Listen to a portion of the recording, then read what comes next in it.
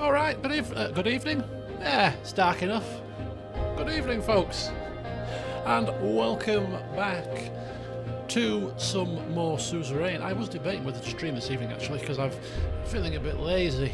I've been at work, I've been at home, it's been a cold day, hence why I've got my dressing gown on. It's been snowing. It was snowed last night, all the snow laid, not on the roads, but on the paths, on the top of my car, all the rest of it.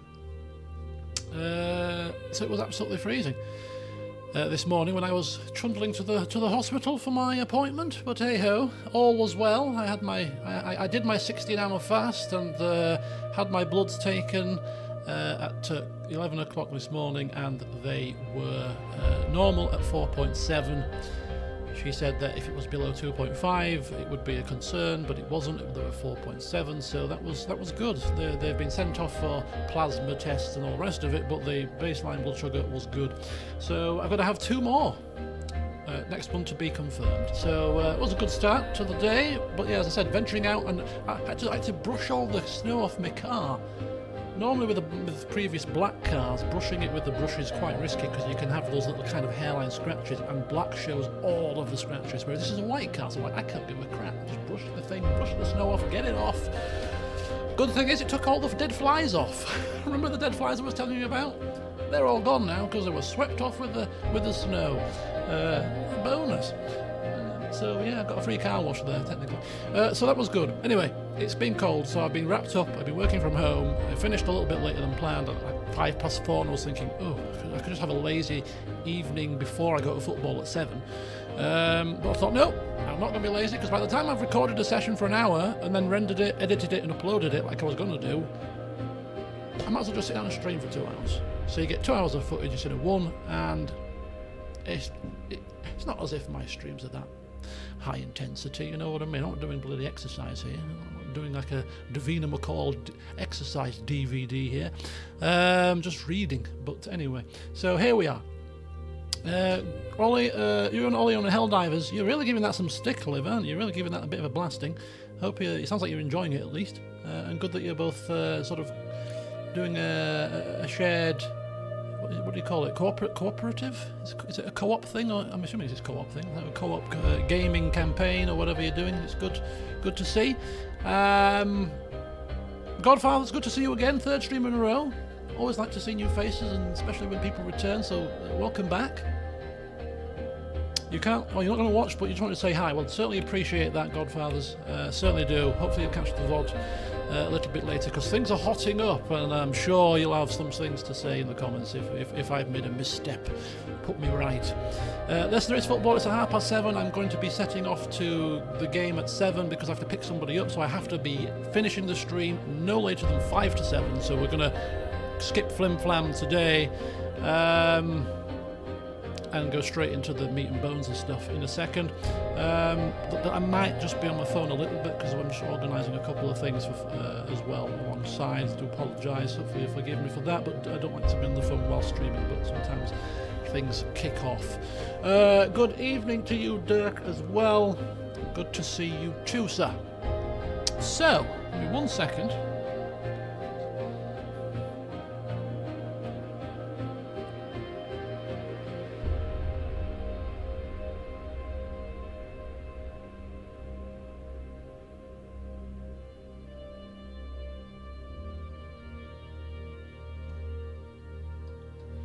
Right. Okie dokie. So without further ado, let's dive back in. And as things stand, I've got my dressing gown on, and you know what's going to happen, don't you? Because I'm already feeling the heat. So it's almost like I press the stream button, go live, and then suddenly my temperature rises by about 1 degree, and I start feeling hot. I've even got my slippers on. I'm not kicking those off this evening because it's cold. My room is 20.9 degrees. Now, normally my room is 22 degrees, so it is colder than normal. But I refuse to put the heating on just yet because it's not coming on till 6. And I refuse to put it on before then. Anyway, so I shall sit in my dressing gown for now. We shall crack on. Now, I seem to recall that we did read these reports last time so that we could basically kick off our session today without any sort of further messing around. And basically, oh yes, that was it. We were going to visit the movie premiere. The movie premiere. You know, my thing's been on since 4. Oh, if you've got ill people in the house, and yeah, I kind of draw the line at skimping on the heating. You know, we're talking probably a couple of pounds a day here, extra, to put the heating on an hour early or something, but hey, I'm from Yorkshire, alright? First of all, I'm supposed to be northern, therefore I'm supposed to be able to cope with the cold, but I'm clearly not that northern, despite my Yorkshire tones when I'm not streaming. You've heard me talk Yorkshire when I'm speaking to people on the phone or speaking to my mother. Yeah, I've got Jamaican blood in me, and Jamaicans are from a hot country, alright? So I'm not good with cold. There is still snow in the garden on the rooftops, but on the paths and on the roads it's kind of gone now. So yeah, I don't do well with cold, but I am true Yorkshire when it comes to my pennies, so yeah. Put me on an extra hour? I don't flipping think so, pal. I'll put my dressing gown on before I put my heating on. My dressing gown's free.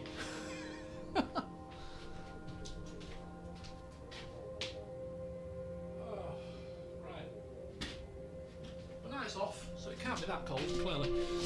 Right, I do also think it makes a difference, you know. I mean, you may laugh at me, but obviously my PC has got this 3080 graphics card, which when it goes at full spin and the fans of the water cooler go full pelt and everything's whirring in the computer when a game starts, this thing kicks out some heat. So I do believe that actually when I start games up, it's not just the fact that I'm starting to stream that I get a bit hotter, but it's because I'm sat next to actually a heat device. This PC kicks out some nice heat onto my legs. To the point where in the summer when the bedroom gets warm, this computer, it sounds like an aircraft taking off because it's that hot and the fans are working overdrive to keep it cool.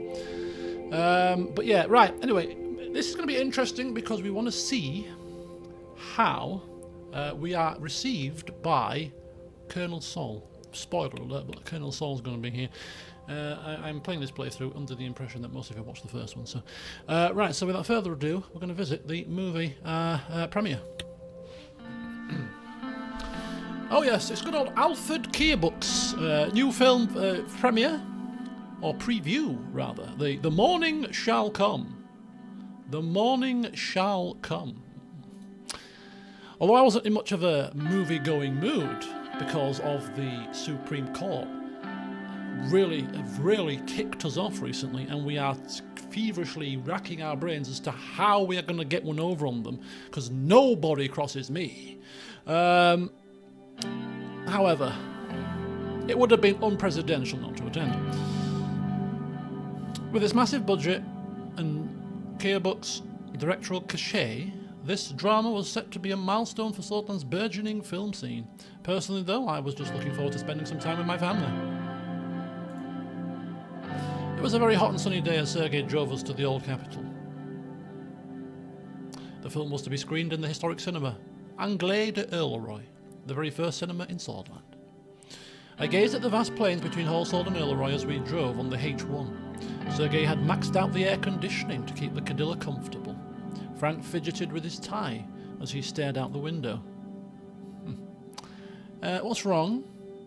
Clearly we noticed something here. What's wrong, child? Nothing. Since when do you care what's happening in my life? Watch your lip.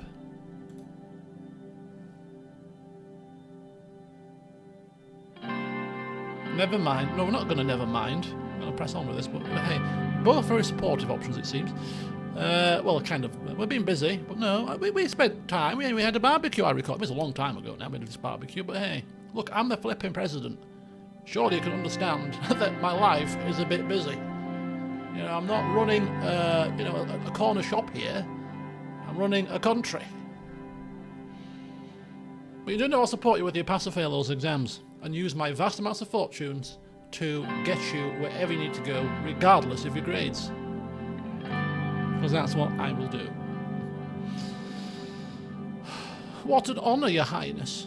I really don't like his tone at the moment. Frank, don't talk to your father that way. He's been working so hard for this country. You're hurting me, Frank. You're hurting him. You're hurting me. Oh, my feelings are so hurt. Don't make me angry. I'm not like a really off-the-handle angry parent, so we're gonna switch it on him, make him feel guilty. Oh, you're hurting my feelings, Frank. And here I was in my head thinking I was going to pay for your education. Now maybe I'll change my mind. Frank turned his head away to look outside the window. I turned to Dina. Are you excited for the movie, sweetie? Dina nodded happily. Don't worry about me, Papa. You've got the whole country to work. See, she understands. Look at that. She's half his age, probably, and she understands. I'm running a country here, she says. And you're completely correct, Dina. Well done, you. But everything is just fine. Everything is going to be wonderful from now on. We'll forget the impeachment bit. Of course. Let's just focus on having a nice time at the movies. Monica folded her arms. We drove on in silence. Sergei rolled down the soundproof glass between us. Sir, we are about to enter Earleroy. We'll be at the cinema in a few minutes. Thanks, Sergei. I took a brief look outside as Sergei rolled the soundproof glass back up again. I could see the many towers of Earleroy rising over what was left of the old city walls. Wasn't your vineyard around here? Monica pointed at the hills on the outskirts of the city. Yes.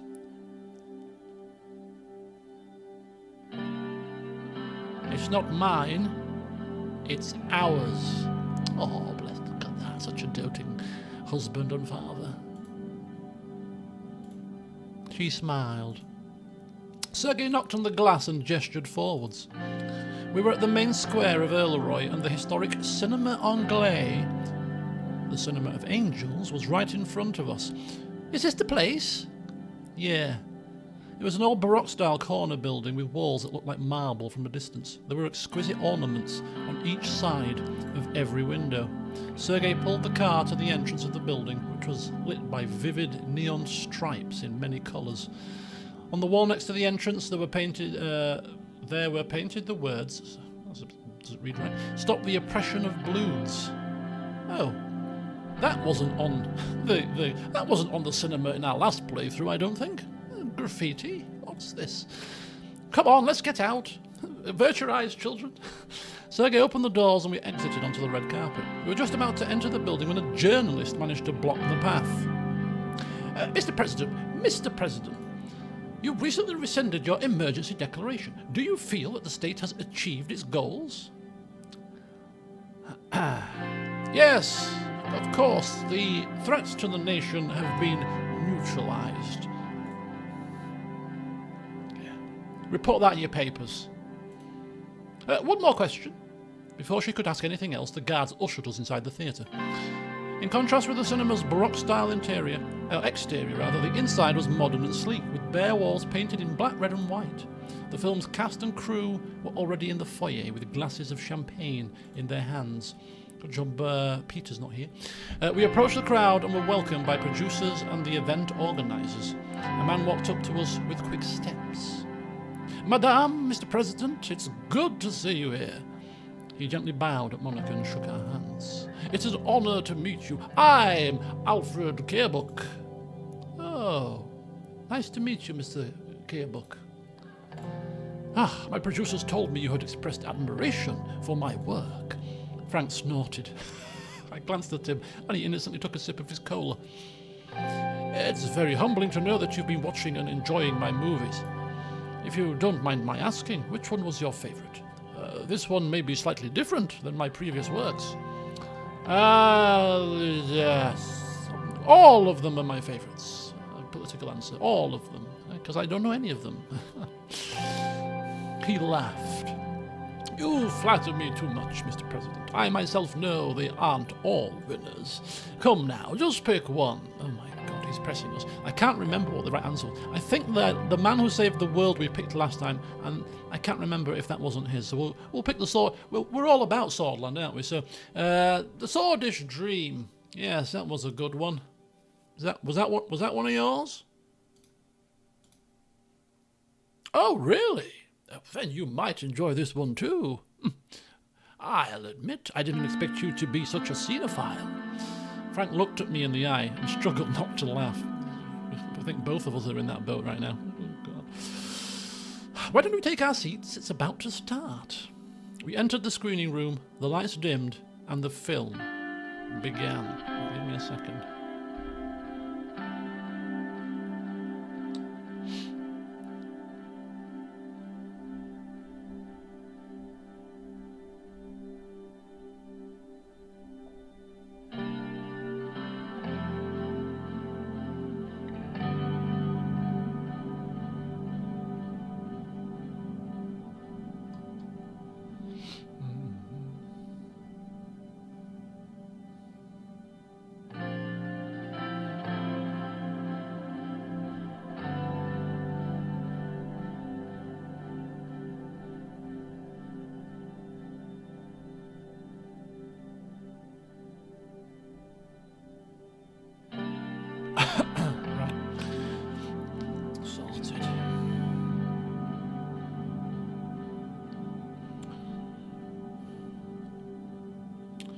So the film was a period drama set in the 1870s about a swordish soldier who pursues a doomed romance with a widowed bluedish farmer during the conquest of Bergia.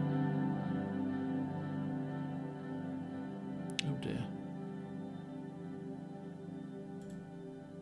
I wondered briefly whether Kerbuk was commenting on my own treatment of the bluedish people, but then he had finished filming long before I became president.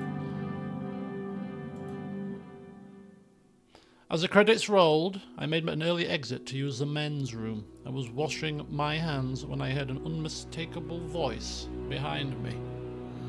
So, what did you think? Tarquin Sol leaned on his cane. He had aged noticeably since the last time I saw him, his appearance far more frail. Yet beneath it all, I could still sense the raw magnetism that had kept him in power for 20 years. Drivel. Oh, in fact, we're going to go even further. Pro-bluedish propaganda springs to mind. I ought to have it banned. Not an unwise decision, President Rayne. I must admit, though, I am surprised to see you here, sir. Calling him sir, showing our respect here. A man's got to get off his island every once in a while. You know. He smiled, but I could not see mirth on his face. And I wanted to check in on how my country has been faring in my absence. I mean, your presence is highly appreciated, but I've got everything under control. I wouldn't be so sure about that. Why did you end the state of emergency so prematurely?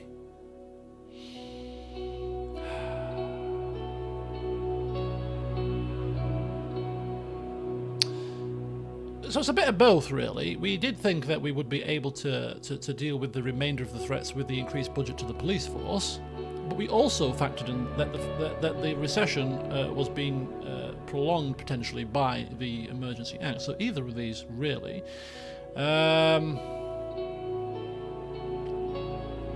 This whole decision to end this Emergency Act prematurely is proven so far to be quite a massive misstep. But yeah, I think we'll basically go down the line of that we judged that the worst of the threat was over. He heaved a sigh. Short-sighted. I tried to warn Hawker about you.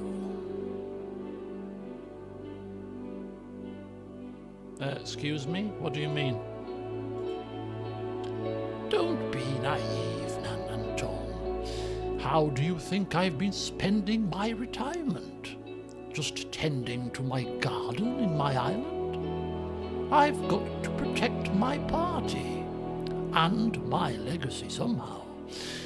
Hawker and Graff advise me on how.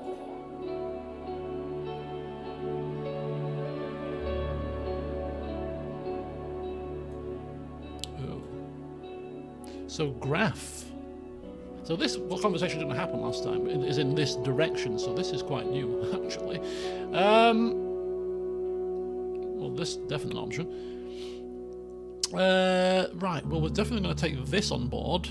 Miss Graff, what have you been saying and leaking to Mr. Sol? I'd advise you in future to keep your mouth shut. You could have spoken to me about it directly. Interesting, but no, he's a thing of the past. So, yeah, I see. I see. Noted. I'm happy to hear that. Now, if you'll excuse me, I have got my garden to get back to. Someone has to keep the weeds from spreading. He slipped past me and out the door. That seemed to be a shorter meeting than last time.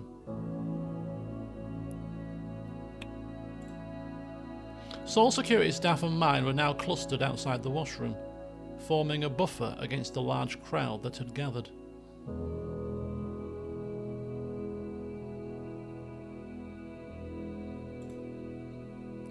That's Tarquin Sol! I heard someone scream, his guards closed around him and mine around me.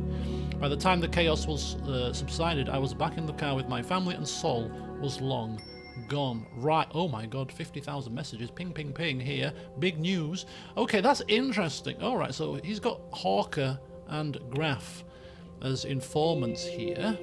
Clearly he's trying to pull the strings, and maybe he has been pulling the strings. And we have not been even aware of it. Well, aren't we the fool?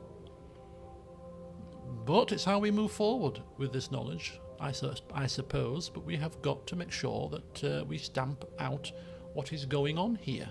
We can't have this happen. And it sounds like to me that this whole this Graff woman is playing a dangerous game.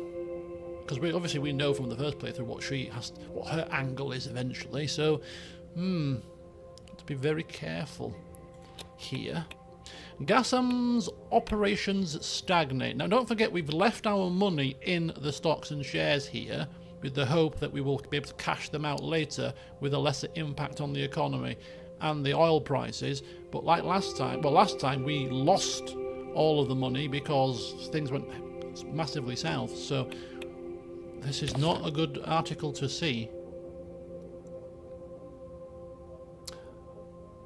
I mean, it's not growing, but it's not shrinking either, so I suppose it's not great news, but it's not horrendous. 2 organisations declare support for the BFF. Children of Izam and a Golconda cult, Golconda Bluderat, have declared publicly full support for the BFF. Graff has reported that swift justice will be taken. Right, good. Get them silenced. Language bill protest in Berger. Oh dear. Again, situation brought under control. Swiftly, hopefully effortlessly. The CSP sends Peace Armada to assist the Xenon Economic Corporation. Read at your leisure. And what's this? Agnolia warns against Valgslandian threats to the seas. We can see that the situation is coming to a head over Heliland. That's about to kick off. Arcasian Treaty Organization. Energy resources uncovered in Polaris. A wealth of untapped energy resources. Lucky them. Will that trickle down to lowering energy prices further afield? Dirtier extends blessings on Dissension Day. Blessings to the global neurist community, including those in Swordland. He encouraged all to reflect on the teachings of Neurity, and specifically Saint Ruek, to uphold its principles in their daily lives. Indeed. Maybe. We'll see. Dinner with the family, briefing on the diplomatic strategy, and the Day of Dissension ceremony. Oh, remember that last... Oh, that could be bad. We could get assassinated here, you know. Maybe we should not attend. I'm thinking of not attending. Golconda's threat against Dasneurists. We've got Golconda's extremists, potential violence.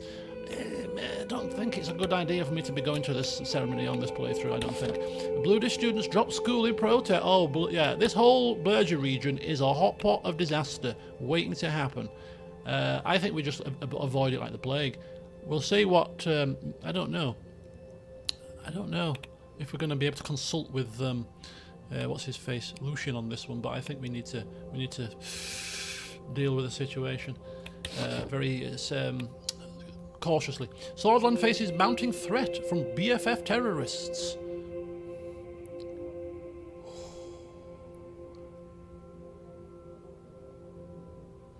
Questions about the effectiveness of our response to this problem has been raised. The BFF's alarming rise poses a clear and present danger to our society. Yeah, we should probably have not had our Emergency Act end so soon. I think the combination of ending it so soon and us taking a very firm line against the Bloods is probably a recipe for disaster. In addition to the impeachment disaster, we should not have ended that Emergency Act. The ripple effect of that is potentially catastrophic. If only I could redo that decision again. Right, Rayne and Sol meet at Carebook screening. Yep. Yep. President Rayne was also in attendance, and the two men were seen together. New law on education and the Swordish language. Kibana, who campaigned heavily for the bill, sought to express his gratitude for the confirmation of new laws, saying it contained much vital new rules that will unify and protect the integrity of the Swordish language and identity. Okay, very good. He's a happy bunny. Swordland today, still writing us in a positive light, hopefully. Threat to Swordland neutralised, says Rayne. Oh, this is our comment outside the cinema here. Okay, just a neutral report there. And new language bill, a milestone for integration, says Swordland today. Bluedish separatism is about to become a thing of the past. Really? Okay. If you believe that, bloody hell. President Rayne has wisely approved the new law that will enforce the teaching of the Swordish language in schools and universities, with rare individual exceptions granted by the Ministry of Education. No more will Bluedish and Agno-Swordish people be allowed to live in this country without speaking its language. The promotion of Swordish as a common tongue from kindergarten onwards will lead to greater unity, fewer misunderstandings and less separation along ethnic lines. We look forward, they say, to the bill's implementation. This the Shaven Times reports on the meeting of the two presidents, obviously one former and one current.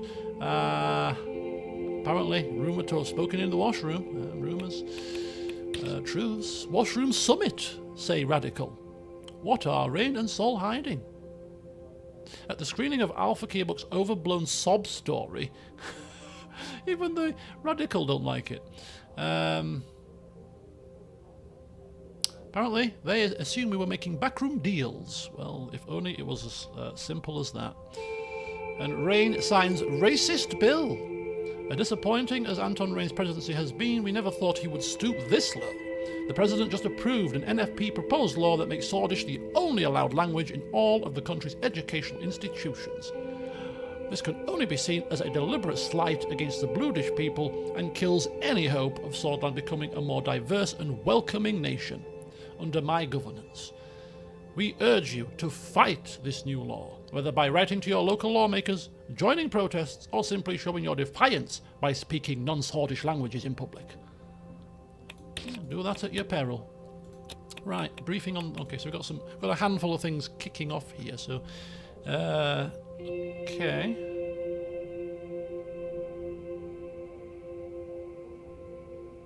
right, it's fine.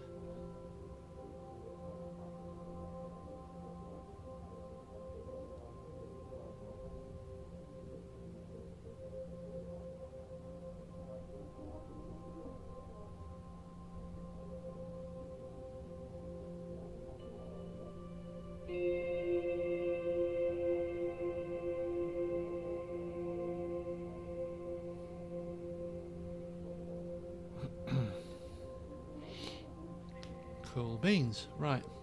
Hello, Ambrister. Helping out for the holiday season. Oh, that's good to hear. Good to hear. The holiday season is fast approaching. Yes, indeed. Right. So, we'll go for briefing on the diplomatic strategy, because now we've got Lesbia and Valgsland to contend with, of course. I wonder if we're talking about that. Another meeting loomed large. Okay. Everybody rises as we expect them to when we enter the room. Mr. President. Iosif nodded. He and Lucian sat down while David remained standing. Now that you are here, let's talk about our diplomatic strategy. Mr. President, if I may, I would like to provide you with a short overview of where we are right now. Go ahead. Although we did not make a trade deal with Agnolia, we succeeded in making one with Valen, which means we have increased our presence in the region. These deals were important pieces of leverage and significant first steps into the global arena. We must now look towards the future. Yes, it is indeed time to take the next steps. Precisely. David sat down, pulled out a few papers, and started going through them as he kept talking. Valen and Agnolia were practice runs. We must begin improving our relationship with greater nations. We need to elevate our international standing, especially with the threat of Rumburg looming. Iosif cleared his throat. Thanks to your wise investment, Swordland's army is on its way to becoming a force to be reckoned with. Whether it be Rumburg or anyone else, we can handle outside threats just fine. We don't need to beg for help from anyone. Yes. Well, thank you for your input, Iosif. I will consider it. We're not getting into alliances necessarily for military support, but, increased trade to end this recession certainly is not a bad thing, A military perspective is important, but these deals are about more than just gaining allies. Precisely, David, precisely. Precisely, David, precisely. Precisely, Lucian. I've just said it. I don't need you to confirm, but thank you for your confirmation. David took a seat and brought out 2 stacks of documents. At the start of our term, I had a comprehensive trade deal plan laid out. Following the visits to Valen and Agnolia, we were to pursue potential trade deals with 2 greater nations. Valgsland is one of them. And Valgsland is what I want. Last time we allied with Agnolia, did we? Or did we not? I think we did. So we kind of hamstrung ourselves with Valgsland, but this time we haven't, so hopefully we haven't got anything going on that Valgsland are unhappy with, and we can just ally with them as well and have done with it. Lesbia are out of the question completely, because they're very much a free market economy kind of people, and they're going to want something from me that I can't give them. We know that from previous playthroughs, so we won't waste time visiting Lesbia this playthrough, because we ain't giving them Swordish Petroleum, so there you go. If we can manage to get them to the table, there is much more potential here than in Valen or Agnolia, because they are one of the most important countries in the CSP. A deal with Valgsland is a ticket to bring Swordland closer to the united Kuntanan sphere. Yes, dealing with countries in the CSP could be dangerous, but ultimately I want them on side. I want their navy, and I want their support, and I want trade and the rest of the rest that goes with it. Thank you very much. I agree. Valgsland is certainly powerful enough to deter Rumburg. Moving on to Lesbia, our southern neighbour is one of the wealthiest countries in eastern Makopa. A trade deal with them would be very beneficial, not just for our economy, but also for our regional and international presence. Not to mention that they are in the Arcasian sphere. I don't trust them. Nor do I, but it would certainly be profitable to have a business relationship with them. That's it for the overview. As to the actual contents of the trade deal, Lucian, Lucian pulled out his small notebook and quickly flipped through the pages until he landed on the right one. Looking at my stats here, we now have a small tungsten surplus, which makes for an excellent resource for trade. But let's not get ahead of ourselves. I need to know your decision before we can proceed. What should we do? Now, I've played this through twice, and I can't see any other way to gain a trade deal with Lesbia other than to let them buy Swordish Petroleum, which is completely against our planned economy, completely against our Swordland First mentality, and therefore I think it's a waste of time trading with them. Unless anybody's going to tell me otherwise, that there's an alternative way to get their deal, then I think we're just going to go with Valgsland alone. We're not interested in Lesbia. Not interested. They're greedy, they're all about money, and therefore can't be trusted. Can't be trusted, that's what I say. Anybody got any thoughts on that one?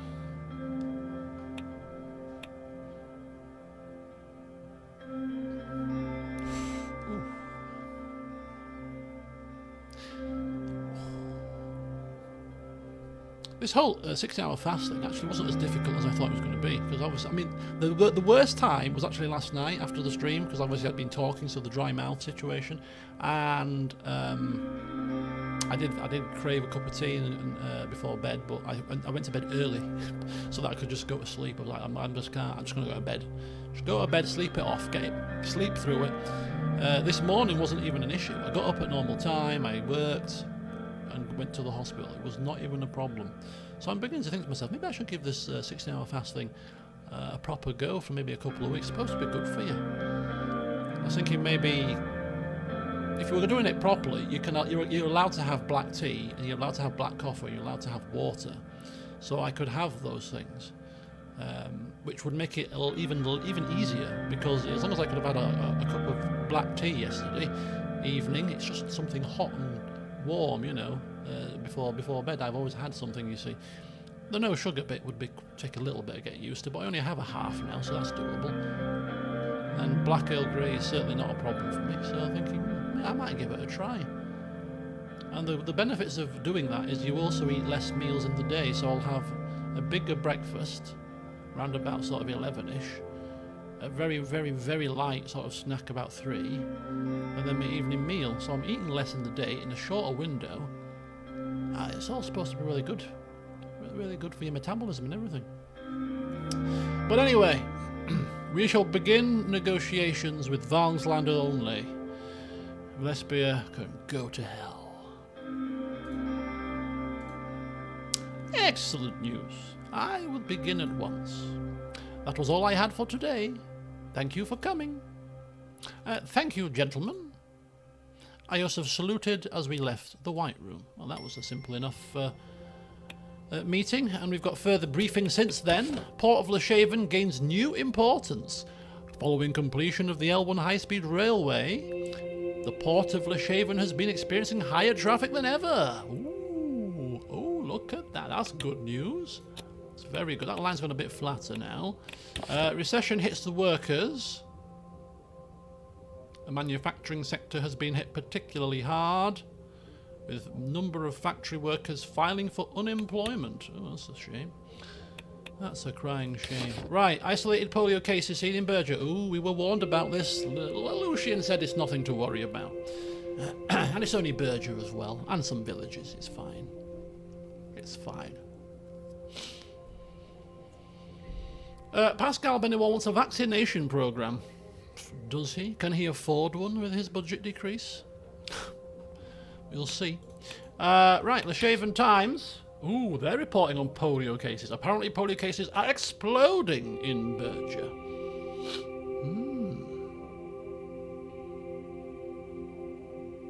Pascal wants swift action.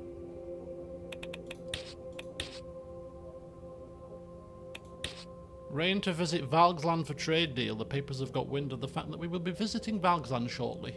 Speaking with Emmerich Hegel.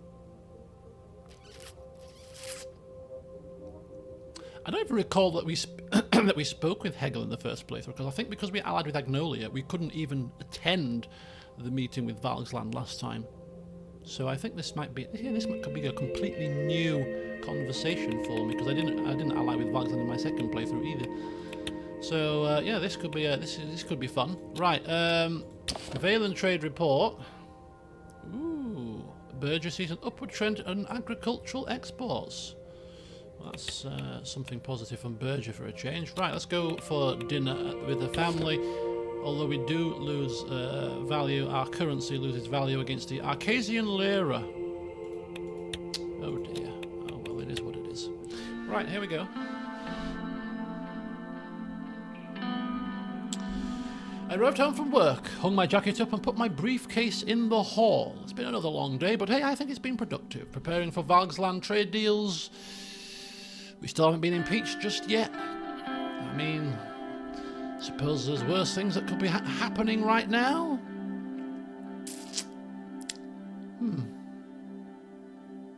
No greeting from Monica? No greeting from Dina? The hell's happening here? Where's everybody? From the living room, I heard a muffled sob. I entered to find Monica sitting on the sofa, a letter in her hands and a look of despair on her face. Oh, I remember this now. What's wrong, we ask. She hands me the letter. It's Frank's results. And given that she's sobbing, these aren't tears of joy. He failed, didn't he? Just read the letter. I looked at the page. Below Frank's name and address, his score was written 435 points out of a total of 1,000. At the bottom of the letter, the words "failed" was stamped in red. All those years of effort, all those private lessons, all down the drain. You know what this means? He's going to have to join the military. He could die, Anton. I take it he doesn't know the results yet? No, but he should be back from school soon. I just don't understand. Frank's a smart boy. Why would he sabotage himself like this? I heard a key turning in the front door. Frank stomped in and was about to go straight upstairs when he noticed us both in the living room. Mom? Dad? What's going on? Have a seat. He took a seat across from us and I handed him the letter. He started reading it. Oh, shit. That's all you have to say? I need a moment. He went to the kitchen sink and washed his face. A moment later, he came back. I never thought this would happen. I'm so sorry. You've made your mother cry. How could you let us down? I mean, it's a bit harsh. It's not the end of the world. True. You're not. Yeah, it's not the end of the world. It's disappointing, Frank. We're all disappointed. The disappointment talk. We're not angry, Frank. We're just disappointed. Oh. But it's not the end of the world. There's many things you could do. Education isn't the be-all and end-all. Many entrepreneurs nowadays have failed their educations. It's not about book smarts. Sometimes it's about street smarts. So. Plus, I've got a lot of money, so I'll bribe you into a university should you wish to go down that route, boy. But you dare flunk your university exams and we are finished. Pretty close though, isn't it? Frank looked close to tears. Monica put her hand on his shoulder. Oh, it's going to be okay. But you really should have studied harder, Frank. I know. I guess it's the army for me then. Not so fast, actually. There might be something I can do. Now, if you remember in our first playthrough, Frank died. Because conscription was mandatory and we didn't fund the military. Whereas this time we funded the military, so if he was to be conscripted, he probably wouldn't die. However, he's not going to the military. Yes! Even Monica's behind me. Even Monica's behind a bit of nepotism. Yeah, yes, of course. We've got money, we've got position of power, yes. Get him in a university. Anton, yes. When When it comes to family, I couldn't care less about these things. Scruples? What scruples? Exactly! Surprised me with their enthusiasm. If Alfonso could get his dimwit son into Kings Hill University, I'm sure Holsworth State would have room for a bright boy like Frank. Yes, I do have connections on the board.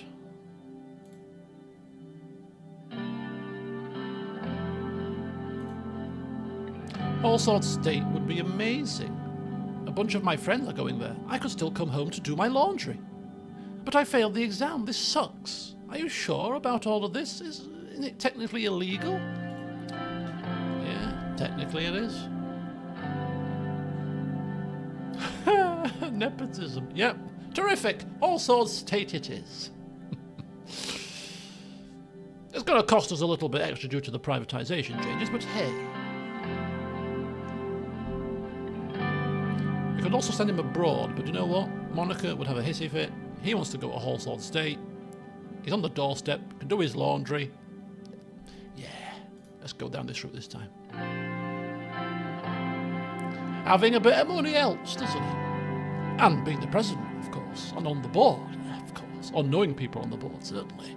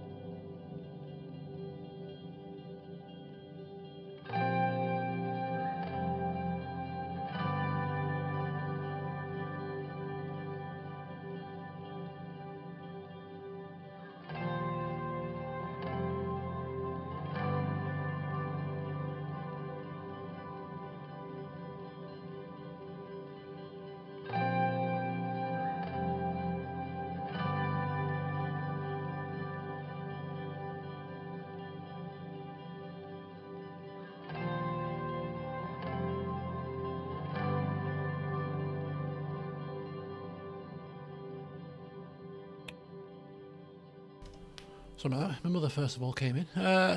Wing mirror, car, off. Right, you won't let me down this time. You flipping better not, child. Monica let out a long exhale. What a day. Who's hungry for dinner? Monica disappeared to the kitchen, Frank to his room, and I went to my office and began making some phone calls. Yes, phone calls, exactly. Personal wealth decreased. Good cause, though. Right, what else have we got going on here? Supreme Court files Erzan versus Swordland Descent.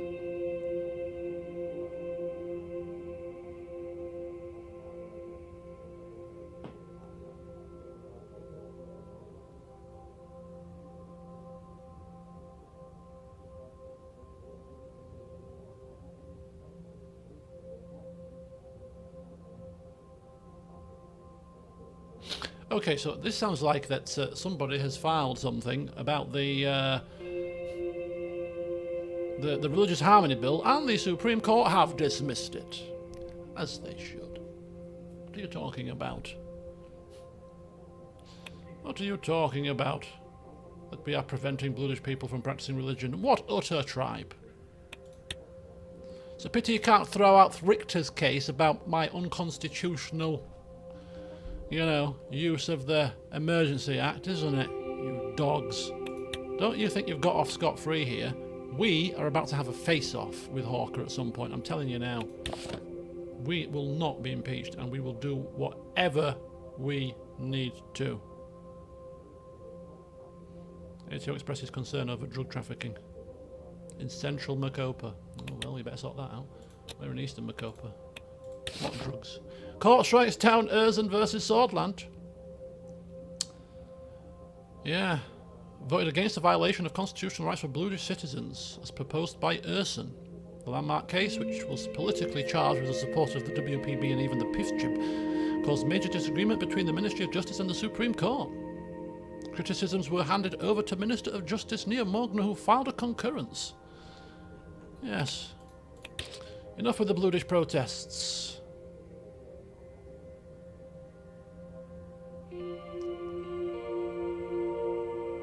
When will this end? 13-year-old caught up in the crossfire. Ashraf anniversary. Hero to some, enemy to others. Watani Ashraf, one of the most controversial figures to have ever lived.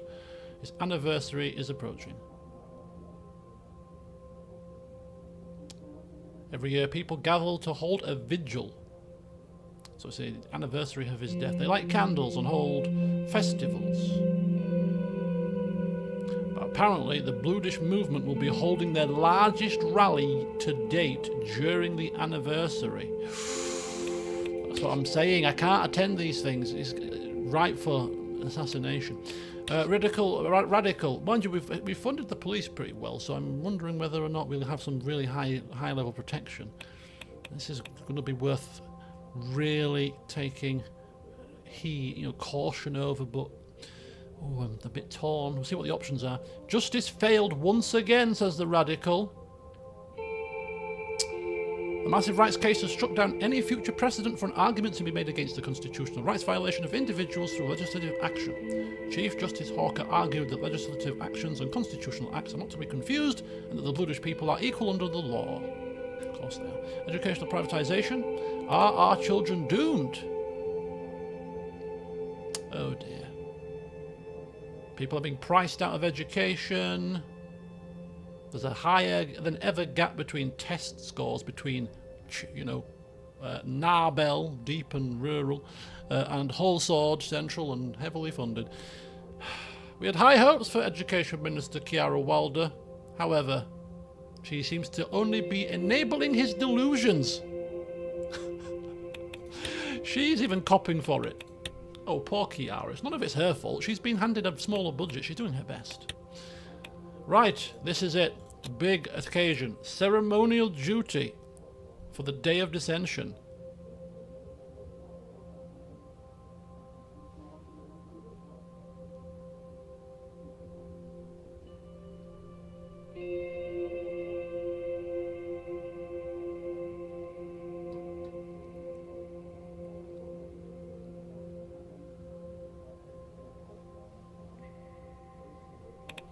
Here we go. Morning haze surrounded the city of... We haven't even got a choice. We're going whether we like it or not here, it seems. So morning haze surrounded the city of Dare as the sun dawned on the Day of Dissension, the holiest day of the Neurity religion. It celebrated the first message received from God by Saint Dast and his 30 disciples. As per tradition, the celebration was held inside the Ark Sanctuary of Dasnirity, closed to the public eye. Well, that's good. No public. Safe as houses. It is, however, going to be televised.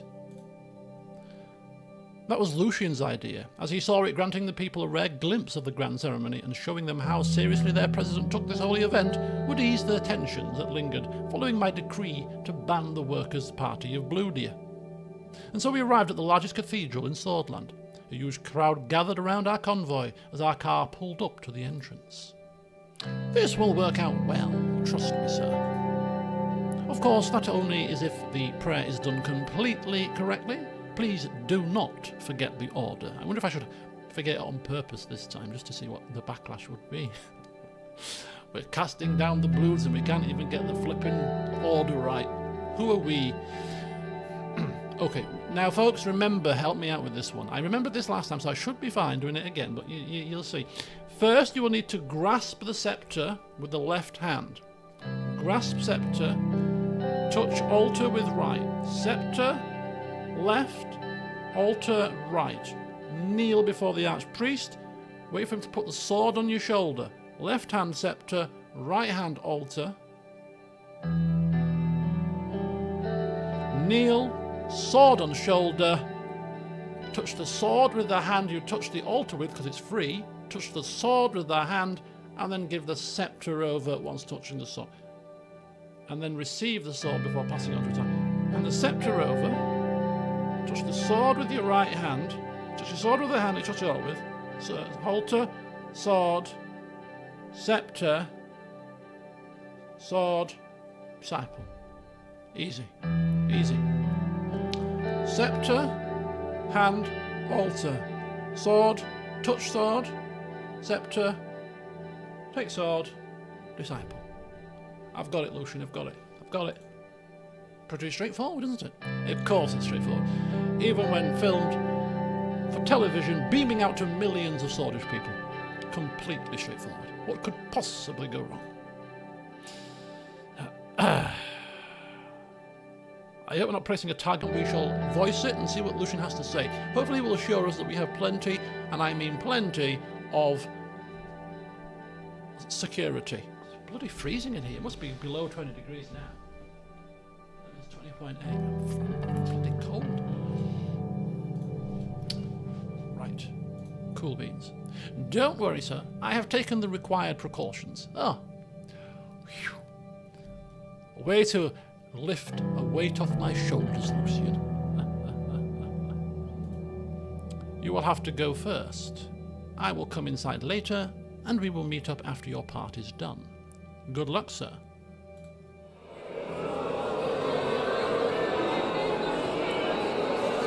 Oh, God. I exited the car and was greeted by a chorus of boos. Some people in the crowd began raising signs and chanting in protest of my ban.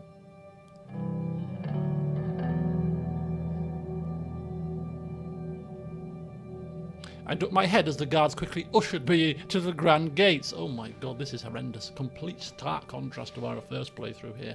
The Archsanctuary was a sight to see. With its towering visage, it cast a shadow over a large portion of the city. I had to crane my neck to see the narrow spires at the top. Just standing next to it made me feel awe and dread in equal measure.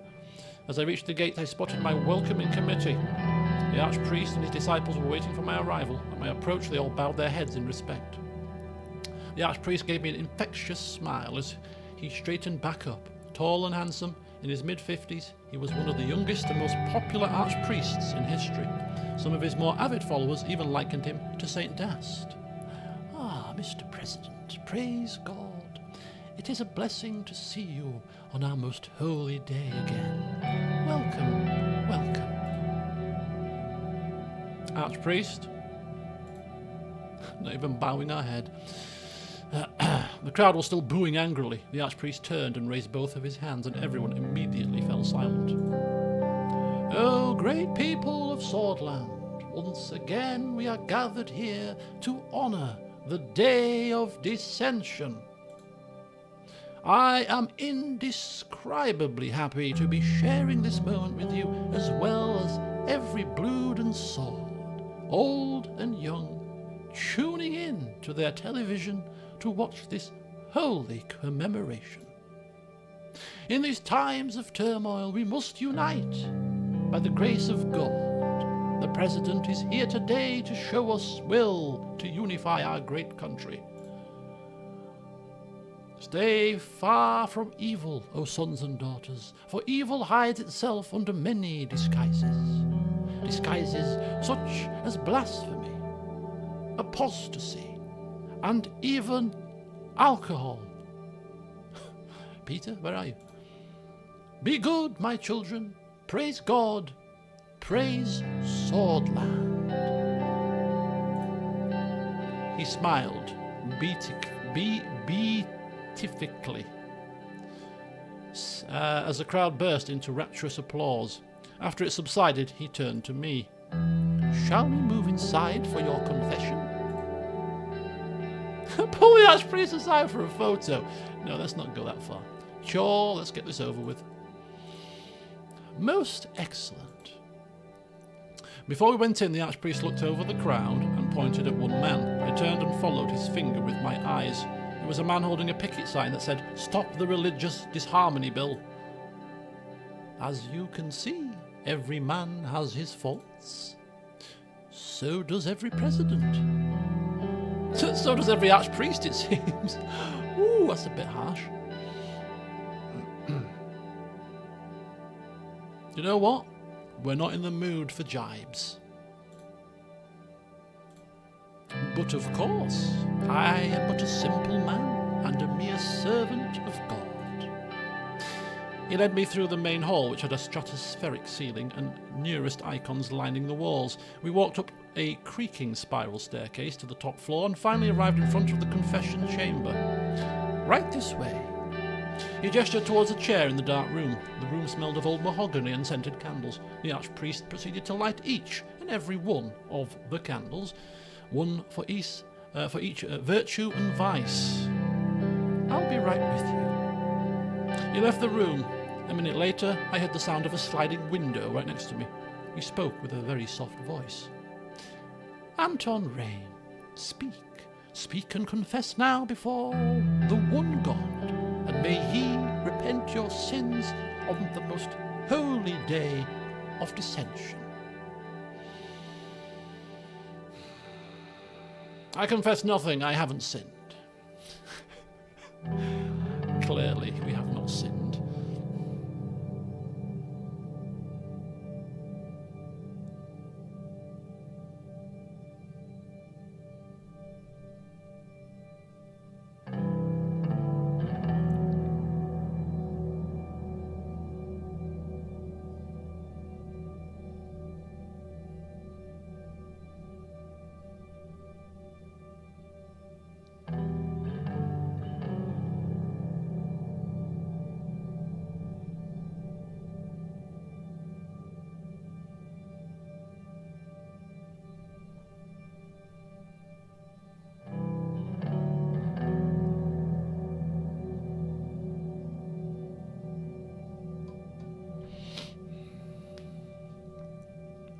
Yeah, so basically Mr. Rayne here is not one for confessions, clearly. Any man sins. We must all come to terms with it. This is your chance to repent. I don't need to repent. Please repent, Mr. President, and you shall be freed of the burden of your sins if you beg for forgiveness from God. I do not beg, Archpriest. Pride is the most dangerous vice of all. Perhaps you will come to this realization at one point in your life. The sliding window closed and the archpriest entered the confession chamber. Let's move on to my quarters before the ceremony. He led me through the 1,000-year-old corridors to his office. The smell of dust and old tomes was in the air, along with the scent of burning incense being prepared for the ceremony. Well then, please have a seat. The wooden chair next to him looked like it might turn to dust at a single touch. I sat down gingerly. It was surprisingly sturdy. Are you ready for the ceremony? Absolutely. Very good to hear. He leaned back in his chair comfortably. I wanted to talk to you about something. I realise it has been months since the Benfey Festival, but this is my first chance to bring it up with you. It's about the actions of the First Lady. As you know, the festival is a holy event. Letting a woman make the opening speech did not sit well with us. We share the same concerns as Mr. Lest. A woman's place is beside her family, not giving public speeches in revealing dresses. Certainly not insulting the important traditions behind such an event. Disgust was apparent on his face. Of course, we cannot ask you to do anything about it. She is your wife. But I just wanted to voice our disapproval of the situation. A woman presiding over such an important religious event. What have we become?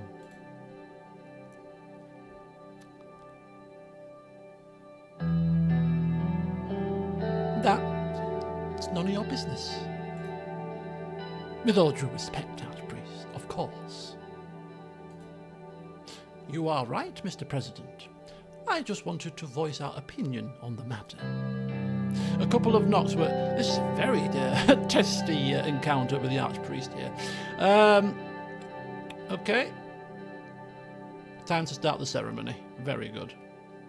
We made our way downstairs where the ceremony was already in progress. The choir sang angelically as the Archpriest took his position beside the altar.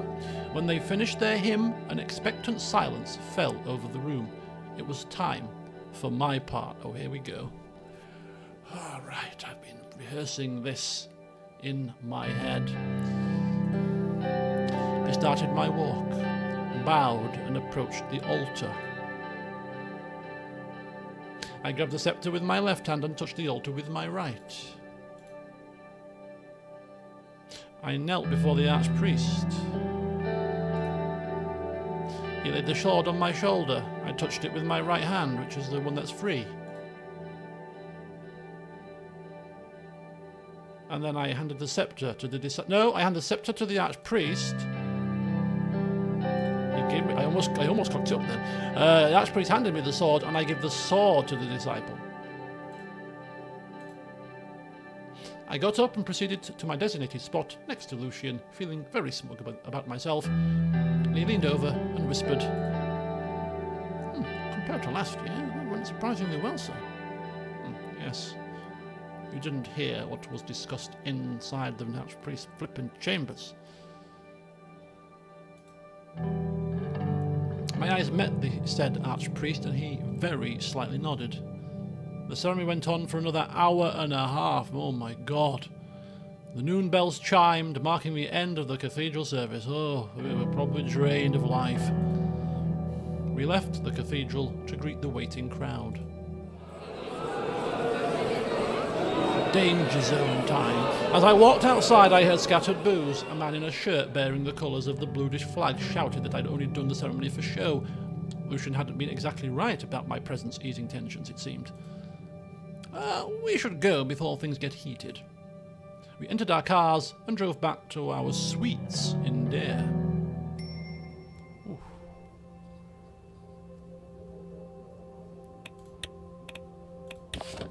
Dirdian blessings for Swordfish Dissension Ritual. Oh. Supreme Wiseman. What a title.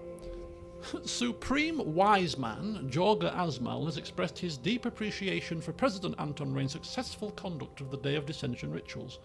He congratulated the President on his performance and sent blessings on behalf of the nearest Republic of Derdia. I thank you very much. There's a caveat, of course, that he hopes that this religious goodwill can translate into improved political and social conditions for all nearists, but specifically Gol Condis. Well, we shall have to see. We shall have to see. Right, news article. The President attends the Day of Dissension.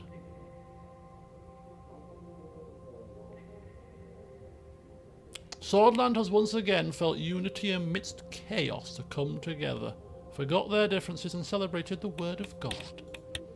It's 6:10. My heating should be on right now. I'm just...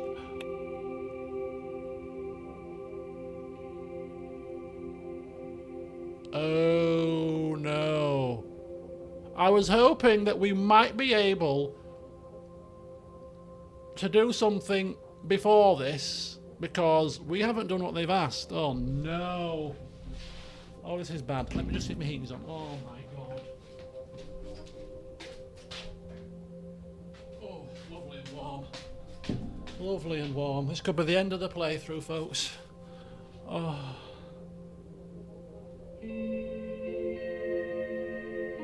This is bad. I don't want to click go. I don't want to click next.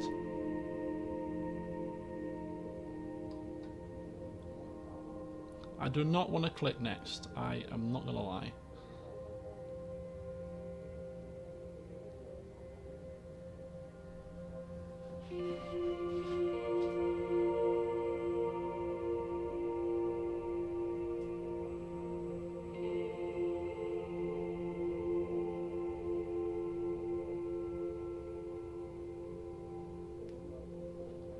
Right.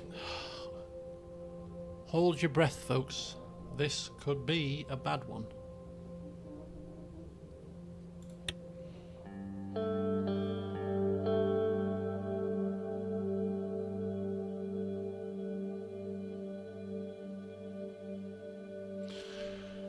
was eagerly waiting for the dissension. Oh, the nerves are kicking in. Right, the decision of the Supreme Court regarding the Emergency Act. Oh, flipping hell.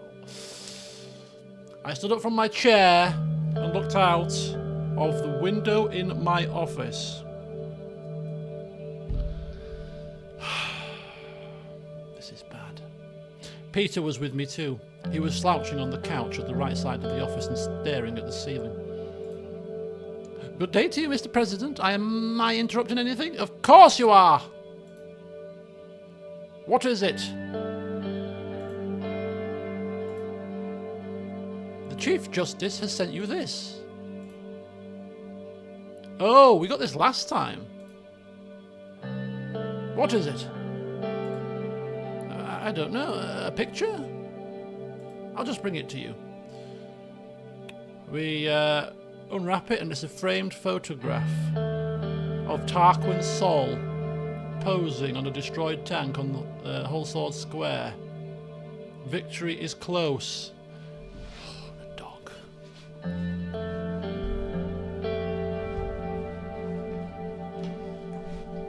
The dog. The absolute dog. The date, 14th of March 1929, was written on the corner with a black marker. I turned to Livia. Did he also say anything to you about this? No, but he's obviously trying to send you a message. Hi, Livia! Noticing Peter on the couch, Livia reddened slightly. She gave a small wave, which Peter returned. Mr. Vice President, I'll be leaving now. As soon as she left the room, Peter came right next to me and took a look at the photograph. Oh, a nice present. Nice present. Damn also. Victory will be close, huh? Also's getting ahead of himself. The emergency decree was tough on all of my team. We were constantly battling with an opposition against our security measures. Cooperating with the old guard even for a short time has put me in a very fragile spot, which felt like it could backfire at any moment. Do you trust also Hawker? Do I trust? You having a laugh? No, absolutely not. So, you expect an actual trial against you? Oh, so this might just be an announcement that he's going to undertake a trial, which means we might still have some time to prepare for the trial. Perfect, actually.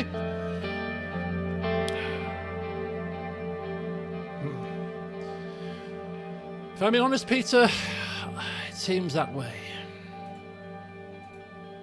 I can't believe this. You did what they asked. It's absurd that they did not protest when you declared the emergency, and now they're reviewing a past case? We can't face a negative outcome from the Supreme Court.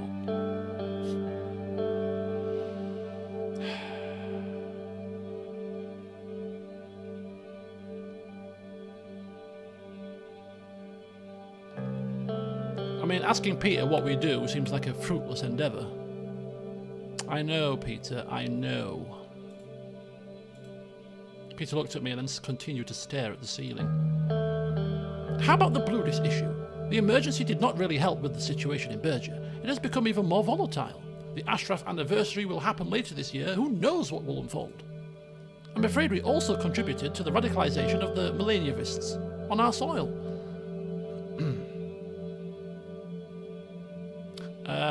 Oh, really? Oh, God, have we made things worse? I thought things would be making things better. Oh, this is all going to pot.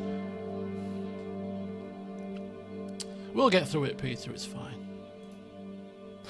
Who would we trying to convince? I wish I could be as hopeful as you, but I really need something good to happen. Suddenly, we heard a knock on the door. Lucian came inside and bowed his head slightly. The court has made its decision, sir. They found the decree completely legal and ruled Mr. Richter's complaints invalid. Oh, hey! How has this happened? I don't know. I don't care. Oh, breathe a sigh of relief. One challenge overcome. Oh, my God. Very good news. Thank God. Phew. Nobody has to die here today. That's very good news. Now we can start thinking about what we do next and how to get out of this hole we put ourselves in. The opposition gained a lot of popularity throughout this process. I'll arrange a cabinet meeting to address all the issues and our next steps as soon as possible. Yes. The quicker we get together, the better. We need to act swiftly and decisively. Yes, sir. He fixed his tie. If there's nothing else, let's conclude the meeting here. They readied themselves before the door. See you later, Anton. And then they left. Woohoo! I don't know what they took into consideration there, but we are safe. Happy days. Impeachment? What impeachment? They wouldn't dare impeach me. So we didn't have to, which we didn't in the end, we didn't have to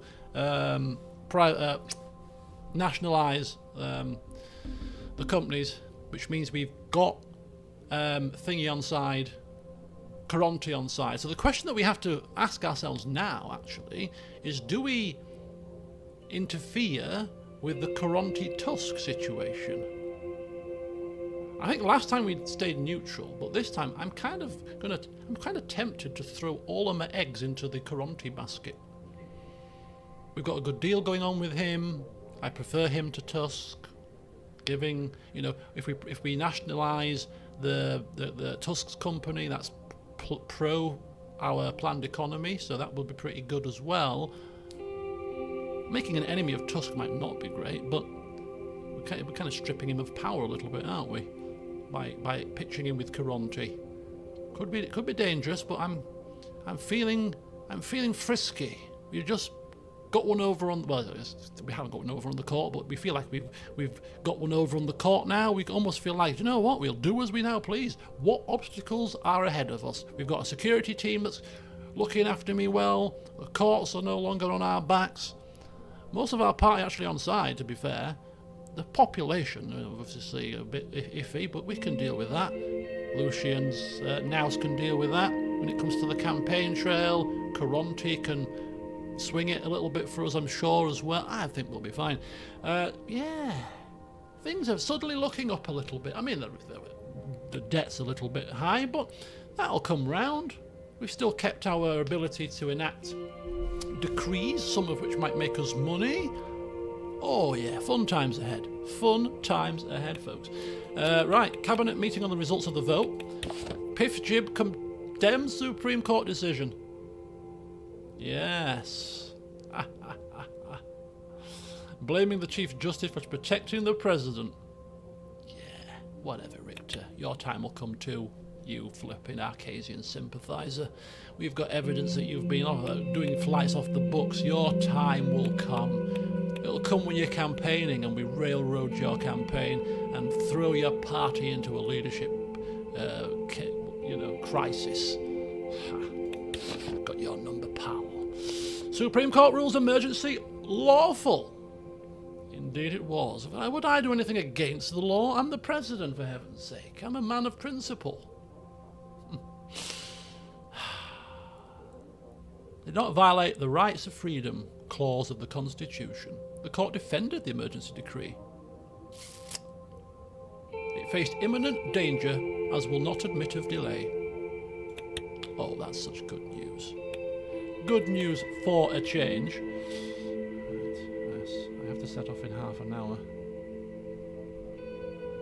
I might have to end the stream about 1:15 because I need to go to the bathroom as well. I apologise.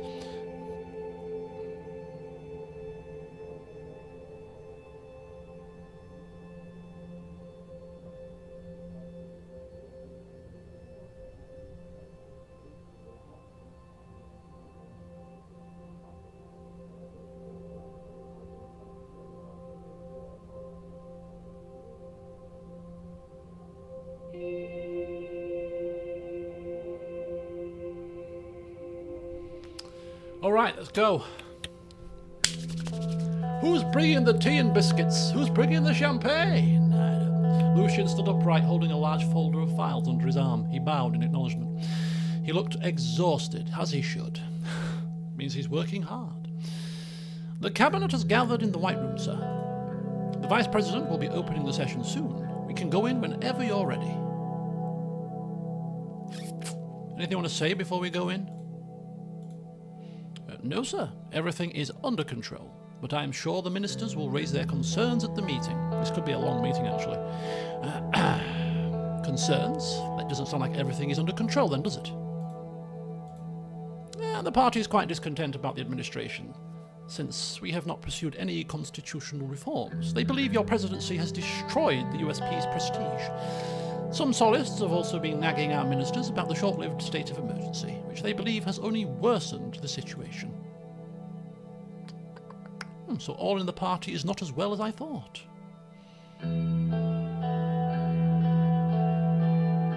We do need their trust, however. We have to do something to prove our capabilities. Of course, sir. Let's discuss that in the meeting. He gestured to the door. I think we should go. Vice President Victor must have started the session already. Lucien held the door for me, and we both left the office for the White Room. When we entered the room, Peter was speaking to the cabinet members who were already seated around the table. As soon as they noticed me, they all stood up. I'm expecting a full list of people here. Right, now, normally we're not quite so jovial or quite so accommodating. It's like, sit down, yeah, nod, very curt. But this time, we notice the precariousness of the situation. We have escaped the situation with impeachment. We do now want a second term. We need to play this carefully. We're not going to pander too much, but we're going to just play this carefully and strategically. We're going to be bowing to Lucien's wisdom a lot now, but we want to make sure that we stay in power. We've got a lot going for us. We need to finish the job. We are loving life as president. It's busy, but we've got the power. We need to be re-elected. We're focusing on re-election now. We're kind of shifting our focus to a bit more of a longer term now. Such is our confidence that we're going to be in the post by the end of our time here, our first term. Good day, everyone. Please have a seat. Peter turned towards me. Everybody except him took their seats. He stood right next to my chair in the middle. And here's our president. He held up my chair for me to sit down and smiled. Please. I sat down. Let Peter talk. I mean, letting Peter talk is usually a bad idea, but hey. Ladies and gentlemen, we are here to discuss our current status and plan the remaining of our term. I know that some of you have had your concerns about our style of governance so far. There will be time to speak up about these in the meeting today, but I must also thank you all for your hard work so far. We are very lucky to have a team like this. All of you have been invaluable to this administration. Nia and Kiara grimaced at his remarks. Having said that, now we have reached a critical point of our term. We are nearing the end. As we all know, the beginning of our term saw an extraordinary period of violence that led us to a state of emergency. Mr. President was brave enough to act swiftly, and thus we have successfully restored stability in a time of uncertainty. Nia raised an eyebrow and stared at Peter mockingly. So, let's start the meeting with a brief look at some reports. He fumbled with a stack of papers in front of him. According to the latest polls, we have seen a decrease in our popularity. The public opinion has shrunk since we took office. Not a good start. He took out a piece of paper from the stack and inspected it. A major concern of the people is the state of our economy, which we can still pull around. We are slowly slipping into a depression. This will have dire consequences for our administration. We mustn't lose hope, and we must give it our best. Swordland needs us more than ever. Peter turned to me. I'll give the word to the President now. He sat down. Mr. Vice President, thank you for the opening. Everyone's eyes were focused on me. Oh, I love the spotlight.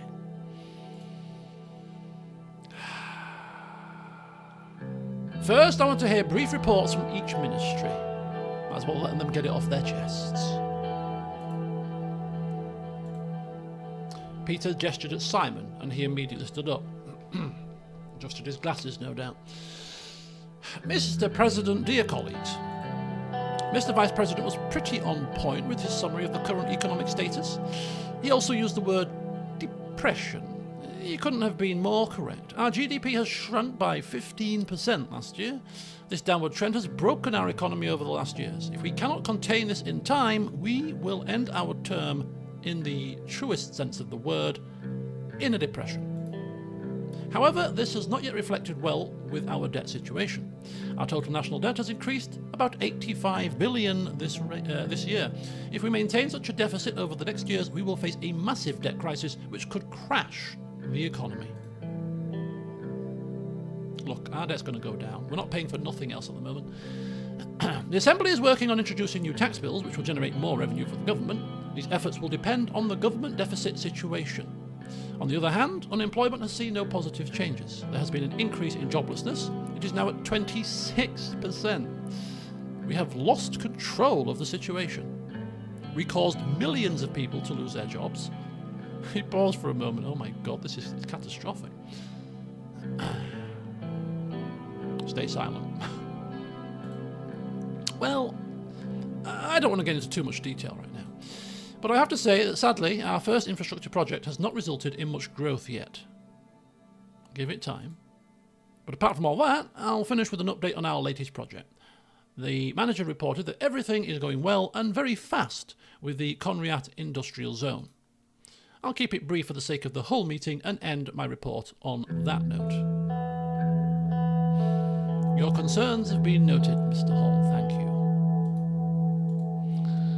Gus stood up as Simon sat down. I got a feeling that every report, maybe apart from the military's report and the police's report to be fair, are going to be very, very catastrophic. I will also keep it very brief, Mr. President. The L1 railway has already proven to be a success. We have managed to bring food prices down in Greater Halsord and Gelsland. Our agricultural output has increased, and we are already seeing investments coming into rural areas. The trade deal with Valen increased our agricultural exports from the Berger region. Our farmers are still suffering. Our ministry did its best by giving out subsidies to local farmers, but our agricultural production remains the same. And that will be all. Gus, I can always rely on you to bring a smile to my face.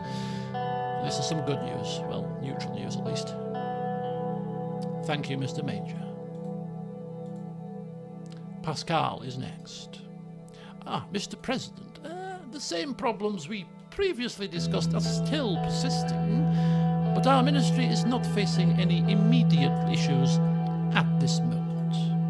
We can end it there, Pascal. We could end it right there, and that would be a suitable report. We are currently investigating some reports of a small polio outbreak around a village called Haymere. I believe we can get into more details in our policy meeting soon. Good, thank you for that. Appreciated for the short report, very much so indeed. Iosef stepped up next. The Ministry of Defense has a very important report regarding our situation with Rumberg. The investigations showed that Rumberg was in fact weaponizing rebels against our state. We have learned that they have been aiding the Bludish rebels in Valen too. Our military must stand ready for any possible attack coming from Rumberg. We have gathered intelligence regarding their military research and production. They are building a massive army. We urgently need to increase our own military production. We cannot let them threaten us like this. Yes, Mr. Landseer, make all the necessary arrangements. We'll have to use whatever we have to its limit. Of course, sir. David stood up next. Mr. President, Helm has agreed to begin deal negotiations. We will be moving on with that very soon. Cooperation between Valen and Swordland has increased to a new level. However, we are seeing its negative impact with Lesbia. The region is very unstable. With the incidents at Rumberg, Valen and Heliland, we must be very cautious. We can talk in more detail at our foreign policy meeting. Thank you, Mr. Wishy. Chiara was next, face like thunder. I mean, the economy's catastrophic, but everything else has been neutral to good-ish, kinda. I mean, this is going to be bad, I assume. ministry is working day and night to improve our education system and increase its accessibility, but the lack of funding has made it very difficult. The situation remains the same as before. Her eyes were filled with fury. Lilia suddenly stood up. Mr. President, there is an important report from our intelligence officers. We have disrupted the radio signals of several active Bluish Freedom Front militants in Berger. There seems to be some sort of preparation going on. We might need to implement some new measures soon. We will provide you with a more detailed report at a later date. I also have an update about the abolishment of the Berger Special Zone.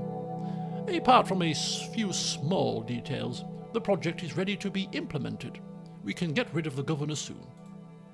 I will send the final documents for you to sign soon, Mr. President. Thank you, Lilius. Oh, also, Mr. Greaser has a report for you too, regarding an investigation you wanted him to look at. There is one more important thing to ask of you. I would like to transfer the gendarmerie under the Ministry of Interior to improve the internal security efforts. Ooh, so now we are kind of on side with both the military and the interior.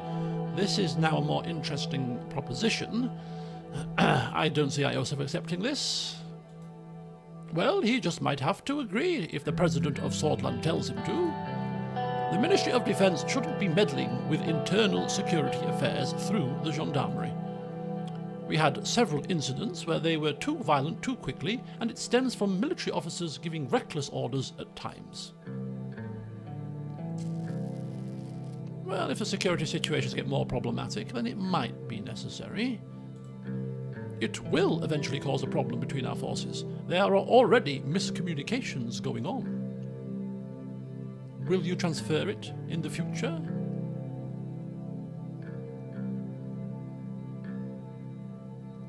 I will support you in the Gendarmerie Authority transfer. Now it's your turn. Ooh, interesting.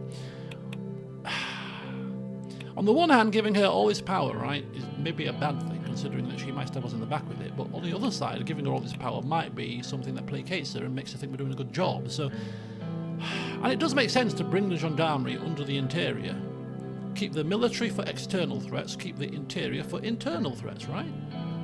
Iosef might not be happy, but he's got money from the funding, so he'll get over it, I'm sure. And we have seen that there is a miscommunication going on, and it could have serious implications on any future investigations that may happen, or kind of raids that might happen, and we don't want them to fail or be foiled rather. So I think we'll promise that. Actually, we'll give you that one again, Lilius. Excellent. Lilius smiled faintly. We can't help but jibe Miss Morgana. She's remained quite quiet. Maybe we should just let her be quiet. She's clearly not going to have anything positive to say. Quite tempted to poke her, but we don't want to poke her because we are trying to ensure that we have this meeting go as smoothly as possible. So if she wants to sit silent, we'll let her sit silent. Thank you for your reports, folks. Thank you very much, much appreciated. I don't think that was as bad as it could have been. Sort the economy out, we'll be laughing. Right, next I want to talk about our new focus and some of my plans going forwards.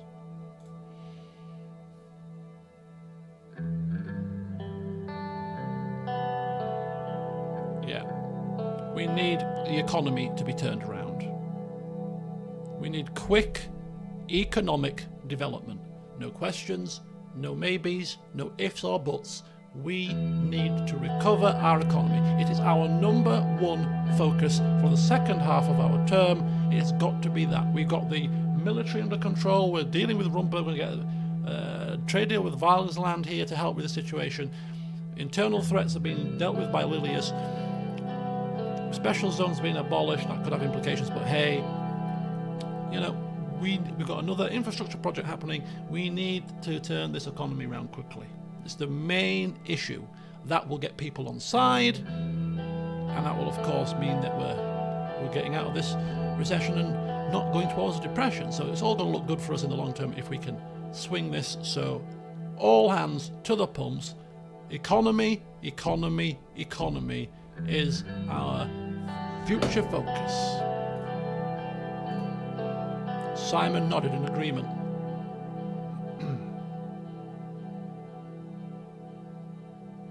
Swordland needs to become an economic powerhouse. Let's not be content with just ticking along nicely, oh tickety-boo. No, we need to be a powerhouse of economy. We're never going to achieve that, of course, but we can only but dream. Almost everybody seems to be in agreement with me. Right, if there are no further comments, let's move on with the meeting. In fact, I believe that might be everything. One by one, my ministers packed up and left the White Room. Gus, however, stayed behind. Mr. President, just a quick word regarding the investment I arranged for you. Your vineyard in Earlroy has begun producing some wine. I've also arranged for several tasting sessions in order to sample the product and give ideas on how to improve the quality. In a few years, the vineyard may even challenge its regional rivals, but it would need some further attention to rank among Swordland's best. By further attention, Gus, do you mean an injection of cash, perhaps? Rain wines! I can't wait. It's got a ring to it. Rain wines. Oh, yeah, I like it. I like it. I look forward to opening the first bottle with you. It's a pleasure doing business with you, and Ewald sends his greetings. I left the White Room and headed to my office. Carl Grieser was waiting for me by the door. Ah, Mr. President, can I have a moment of your time? I have something to discuss. Of course. Let's go inside the office, Carl. Shut the door behind you. I sat behind my desk, probably poured myself a whiskey. Please, seat. Have a seat, Carl. Get yourself comfy. I have a feeling this is very important news.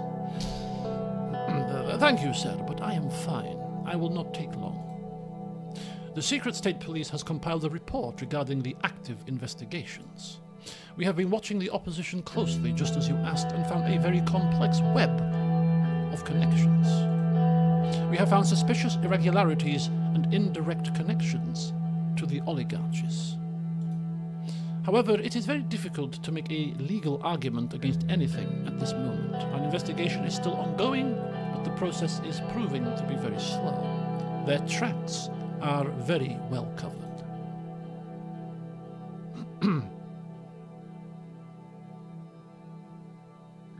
We weren't investigating the oligarchies the first time around.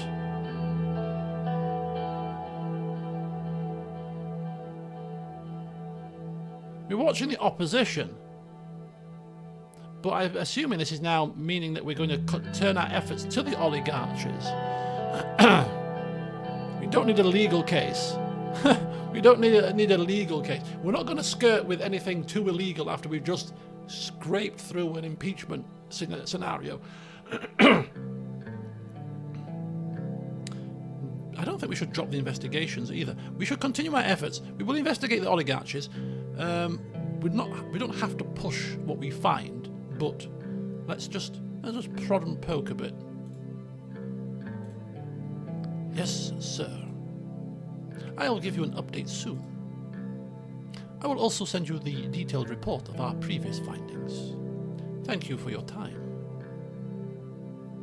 I'll be waiting. He bowed his head and left the office. The last 2.5 years had gone by so fast. Yet here we are. Whistleblower agent report. There is a secret nuclear weapons program being developed in Rumberg. We also got some kind of ballistic missile test site as well. It's very scathing indeed. Stored. Gang violence diminished. Look at that.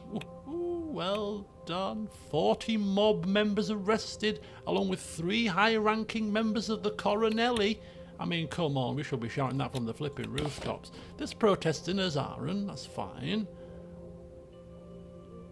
Ooh, Nuremberg made pistols in the crowd. What a surprise. Address to the nation speech. Hang fire, folks. We're going to give a speech here. Oh, speech time. Let's get our tuxedo straight. Get everything sorted. We're going to give a speech here. Ooh, let's get the nation on side. It's time for a speech. Ooh, we get the old dramatic music now. Lucian and I walked into my office in the Maroon Palace to make my address to the nation speech. What's the occasion? I don't know. Does there have to be when I'm the president? If I want to address the nation, I'll address the flipping nation. You know what I mean? It was unusually crowded today. Cameras, lights, and microphones were set in place, and the crew was standing by, ready to start filming. Are you ready, sir? I'm always ready, Lucian. You should know me by now. It's born ready. Good. I think the crew is ready. As soon as you take your seat, we can go live. I took my seat and rearranged my notes on the desk as a crew member powdered my face with a cotton puff. After everybody was ready, the director gave the sign to start filming. I looked directly into the camera.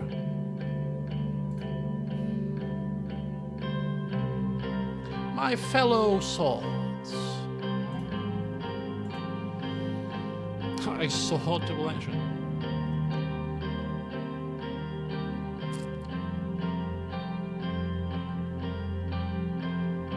I took office with a plan to lead Swordland out of recession and into greatness.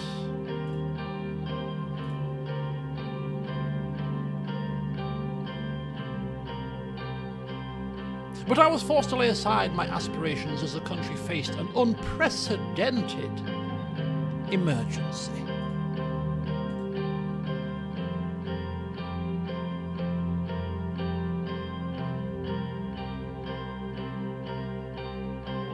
My inauguration was marked by a brutal assassination. And thus,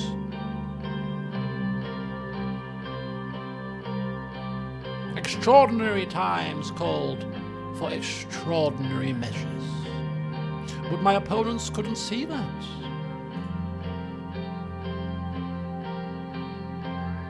But their court defeat is proof that our current state of emergency is no, do you know what? No, change of tact here. Yet before I stand before you today, yes, stronger than ever.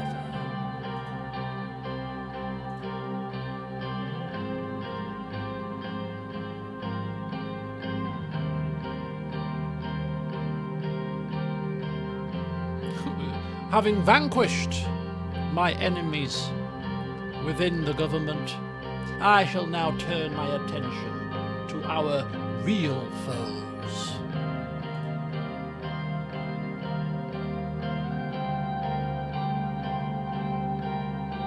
There are those who seek to tear Swordland apart from within, but together we will beat them.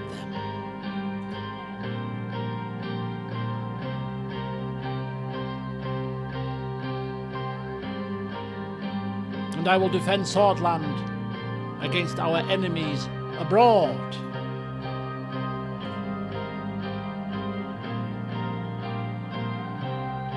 And all this while bringing Swordland back from the depths of recession. He took a deep breath and Lucian shooed a fly away from my forehead.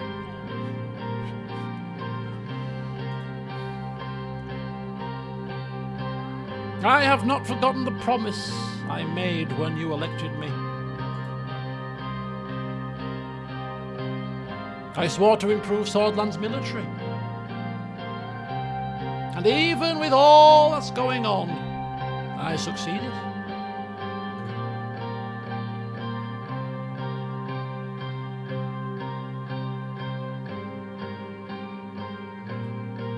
And I thank you for standing by me, your president, both in good times and bad. And signing off with the old words, of course. The director gave the cut signal and the cameraman stopped filming. My speech was finished. I think that was a pretty good speech there, Mr. President. Very, very rousing. Right, 2 news articles. Swordland Today. President to restore Swordland to glory. The recent challenge to Anton Rayne's state of emergency does not seem to have fazed our president. In his much anticipated address to the nation, Rayne brushed off the court case as a momentary setback and vowed that he would continue to defend the country from internal threats while keeping his campaign promises and taking Swordland's economy to new heights. Very bold claims. We look forward to seeing what second half of his presidency will bring. Yeah, me too. Me too. Threat to Swordland neutralised, that was the previous one. And the radical president's speech upstaged by fly.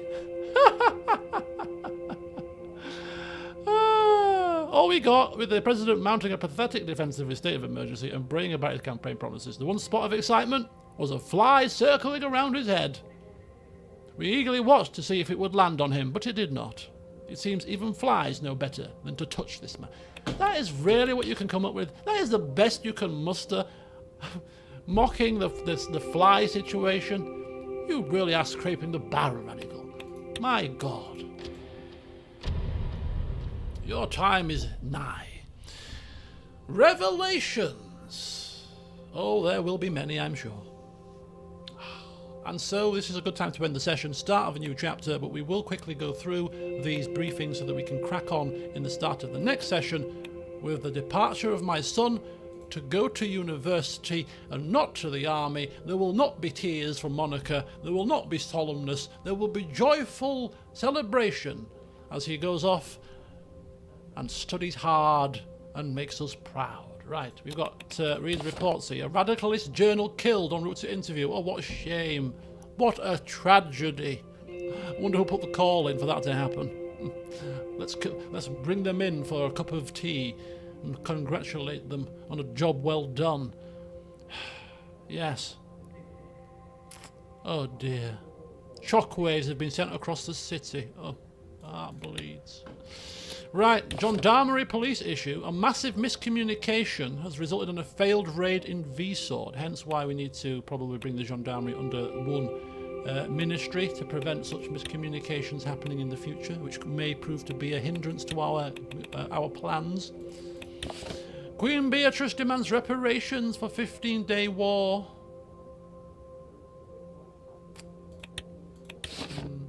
Just nothing but hot air. 4 lots of geopolitical news.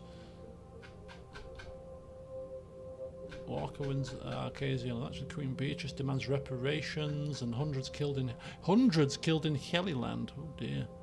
Riots exploding out of proportion. Heaven's sake. Right. Nah, I better end the session. I need to go to the bathroom. I need to get changed. I need to get warmed up.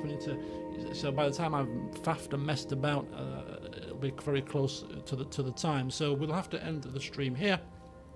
But yes, I think it's been a stream of progression. Obviously the reports aren't positive. We didn't expect them to be, but we have overcome the impeachment saga, and we are now using that as our springboard to enacting the second half of our term, enacting plans to be victorious.